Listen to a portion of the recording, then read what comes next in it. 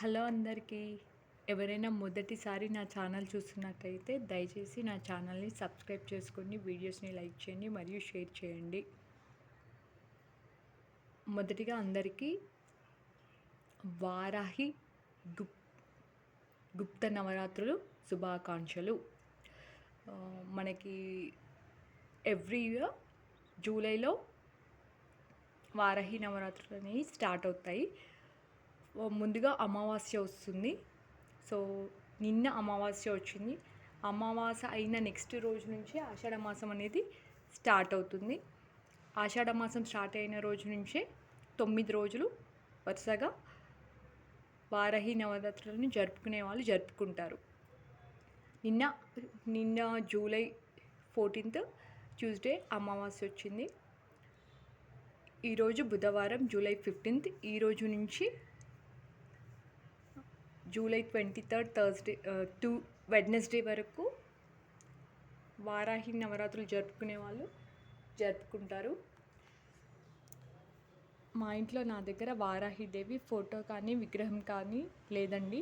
So అందుకని నా దగ్గర ఇంట్లో దుర్గాదేవి విగ్రహం, దుర్గాదేవి ఫోటో మాత్రమే ఉంది. వారాహిదేవి అన్నా కూడా దుర్గాదేవిలో నుంచే ఆవిర్భవించింది కదండి. అందుకే నేను దుర్గాదేవిలోనే వారాహిదేవిని కొలిచి ఈరోజు మొదటి రోజు అమ్మవారికి పూజ చేసుకున్నాను. వారాహిదేవి అంటే అసలు ఎవరు? వారాహిదేవి కూడా సప్త మాతృకలలో ఒకరే కదండి. సో ఈమె ముఖం ఎలా ఉంటుంది? ఈమె ముఖం వారాహం అంటే ఏంటి? పంది ఆకారంలో ఉంటుంది. సో వారాహిదేవిని ఎందుకు పూజిస్తారు? ఆమెను పూజించడం వల్ల అష్టైశ్వర్యాలు, శత్రుజయము మరియు సమస్త రోగ నివారణ జరుగుతుందని వారాహిదేవిని ఎక్కువగా ఈ ఆషాఢ మాసంలో పూజిస్తూ ఉంటారు.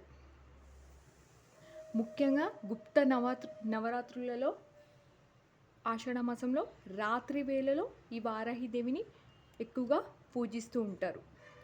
సో రాత్రి వేళలో అంటే ఎప్పుడు?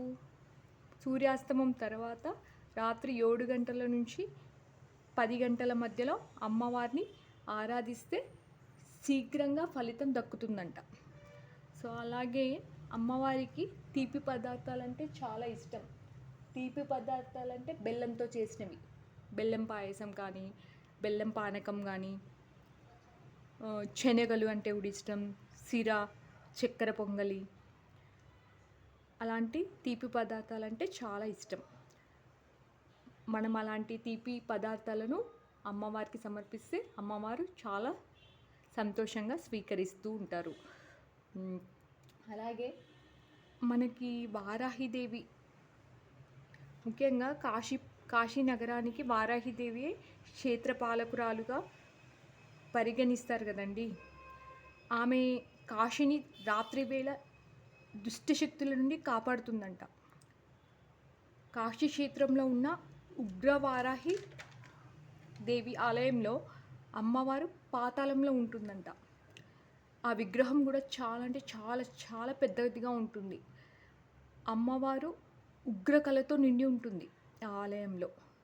కాబట్టి ఆ విగ్రహాన్ని భక్తులు నేరుగా చూడటానికి చాలా అంటే చాలా భయపడుతూ ఉంటారంట. సో మీరు ఎప్పుడైనా వెళ్ళి కాశీలో ఉన్నటువంటి ఆలయంలో ఉన్న అమ్మవారిని చూసారా?